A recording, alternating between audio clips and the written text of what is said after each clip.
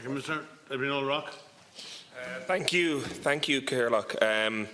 Firstly, I'd like to express my gratitude to Stephen Donnelly, Deputy Donnelly in particular, who has been the co-drafter of this bill, has been great to work with, and has brought a lot of common sense, I believe, Caherloch, and economic capacity to the discussion, and above all, shown how productive, positive politics can work. So thank you, Deputy Donnelly. It doesn't all have to be a Punch and Judy show, as people experience all too often from watching proceedings on the television or on the news. We don't have to always be at each other's throats all the time or oppose for the sake of opposition's sake.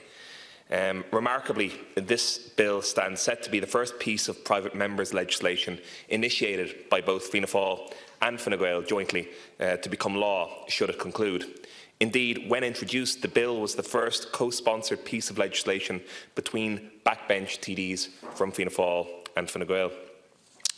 I'd also like to set down my praise for Deputy Quinlivan. I know this is an issue of importance to the Deputy. I know this is an issue that the Deputy has advocated on, both in the Chamber and on the airwaves for some time now. And I think it shows that there's a recognised problem here. And indeed, nobody has recognised that problem more than Minister Humphreys. So I'd like to highlight the vital role played by Minister Humphreys and the team within her department. Minister Humphreys has, since her first week in office, been a tireless champion of this legislation, and that is something which I'm grateful for. It's also something which I believe the 91% of the Irish public who support this legislation are grateful for too. Both the bill itself and the problem it wishes to solve are relatively straightforward. As the Minister herself said, it should never be the case that tickets to concerts or matches only go to those with the deepest pockets. It's my belief that technology has allowed people to distort the market. We have seen this time and time again. Real people, real families, real fans being bullied off the pitch by people who are only buying with the sole intention of making a quick profit despite having done nothing. Consider the following, Caherloch. 1. Tickets are strictly finite. We can't make more of them. We can't play a second All-Ireland final. Granted, we can play a replay every now and then, but we can't play a second All-Ireland final. As Minister Humphrey says, if 90,000 people want to go to a venue that holds 82,000 people, yes, there'll be 8,000 people left disappointed. But nevertheless, they should at least have a fair crack at being inside the stadium in the first place. It is predictable and well flagged which events will sell out. We know this, we always know this in advance. It is possible, sometimes at a price, to buy your way to the front of the queue, what I'd call asymmetric access to the market. Sometimes you can get it via being a member of a particular mobile phone company, sometimes you can get it by being a customer of a particular utility company, or sometimes you can simply pay a fee up front to be a member of a fan club, of a band, or of a sports club, and you'll get advanced access to the market. This distorts the market. So, is this a normal market? Is it right? Is it fair? Does it add value to our economy? No, no, no, and no, I believe, are the answers to all those questions. And I believe that was ultimately what was found by the consultation which was undertaken by the department to try and separate the truth with regard to this market from the distortion with regard to this market. Yet, it's still taking place in greater numbers than ever. Year on year, we see the prevalence of ticket touting increasing and growing. We see the amount of people having to resort to buying tickets from the secondary market increasing and growing. And this isn't just the case in Ireland, it's the case across a great many countries. This is why myself and Deputy Donnelly have sought to introduce this bill. This bill will effectively ban the above-cost reselling of tickets. That's it. Quite straightforward.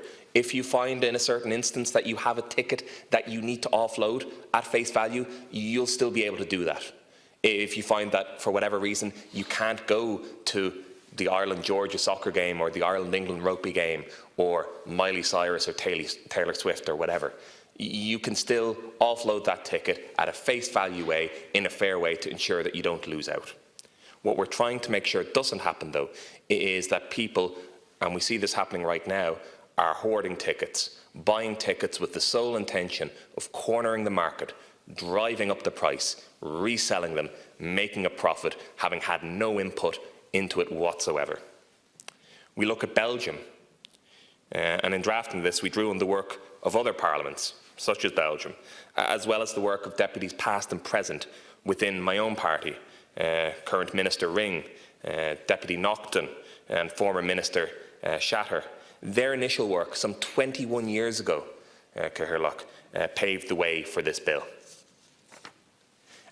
And I think it's a really straightforward piece of consumer legislation.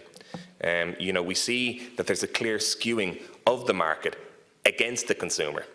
And we see various examples of other such consumer protection legislation in the past, or minimum wage laws, for example, which run, I believe, quite parallel to the ethos of this bill, which is to say that the market isn't actually the best way of deciding how much. The market isn't the best way, I suppose, of deciding how this should be governed here, and that there's a need for intervention and a need for regulation. We see it in mobile phone roaming fees, where we set a cap on the amount that people can be charged when they're going abroad. That's consumer protection legislation. We see it with minimum wage laws, where we say that there has to be a basement level above which people must be paid. We can't simply let them we can't simply let companies set the level at which people are paid. We set, as a government, as a society, as a parliament, we set a minimum wage law. So I believe there are certain interventions that can be made by government which are positive for consumers, positive for society, positive for the population. And therefore I'm proud to be proposing a bill which every consumer association has spoken in favour of, and a principle which every party in the Dáil has spoken in favour of at one point or another. The GAA are in favour of this. The IRFU, in meetings I had with them, were in favour of this. The FAI are in favour of this. In fact, as the Minister pointed out, our hosting of Euro 2020 games will require legislation like this. So this isn't simply a whim. This isn't simply something trivial. This is something that we must do in some form or another. And I'm glad to see that Minister Humphreys is taking action on this and is doing something about it. Sometimes people ask why we can't do this kind of thing for other sectors. Theoretically, you could. But in the case of, say, housing, the best solution is more supply, as well as interventions and subsidies to make housing affordable, of course, and accessible for people. But in this case, this market's very different.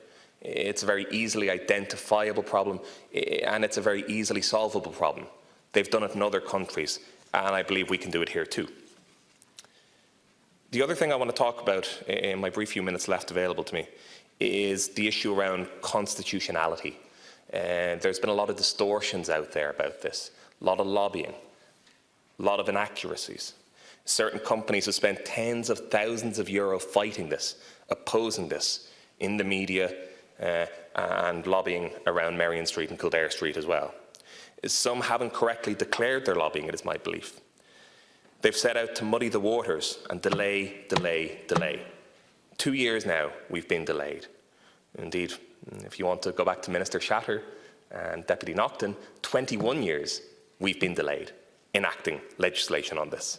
That delay, thanks to the action of Minister Humphreys, is beginning to come to an end. One of the main issues of distortion was featured in a prominent daily newspaper on Saturday around the issue of constitutionality, property rights, etc., etc.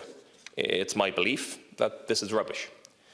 We can quite clearly see, per one of the most prominent ticketing companies' own terms and conditions, and I'll quote from it, "Any ticket you purchase from us remains the property of the relevant event partner and is a personal, revocable licence which may be withdrawn and admission refused at any time." It's not property. You do not own it at any point. It's a token by which you gain access to an event. It's not property. Doesn't interfere with constitutional property rights whatsoever.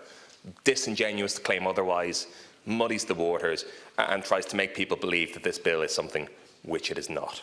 What it is a simple piece of consumer protection legislation. What it is an attempt to level the playing field so that regular fans, regular people, be they sports fans or music fans, have access the same as anybody else. He or she who shows up first gets first dibs at the ticket. It isn't the case that he with the deepest pockets controls the market anymore. I'm a big sports fan. Some deputies in the House are big music fans. Deputy Donnelly's a big Ariana Grande fan, I now gather via his press release yesterday. We're all very surprised to hear that, but of course, democracy loves variety, in the words of E.M. Forster. So, we all have a reason to back this bill. We all have a reason to believe in this bill. And personally, from my own perspective, I'm delighted to have played a part in putting together this bill. And I hope now, with the amendments that the Minister is going to put forward at subsequent stages, we can finally see action and realise a conclusion to this. So I'd like to thank everybody who's played a constructive role in this. I'd like to thank the Department, who have played a very constructive role in terms of the consultation, the Minister for facilitating that and driving it forward, Deputy Donnelly for bringing about what is somewhat historic in terms of party cooperation, and indeed Deputy Quinlivan for his own party's belief and backing in terms of putting forward his own piece of private members' legislation on this matter as well, which helped drive the conversation forward as well and showed that there's true cross-party support from what I can see for this bill. And in conversations I've had with independents and smaller parties as well, a true cross-party belief in this House. And I really truly hope that with that cross-party support we can drive this forward and take action now and actually realise a law. I realise it isn't the biggest issue in the world. I realise it isn't housing or health. But for me, as a backbench TD, getting a piece of legislation passed, which is ultimately my job, I am a member of a parliament and therefore a legislator, is an important thing. And I'm glad to have played a practical role as a parliamentarian. So thank you very much. Thank you, Deputy.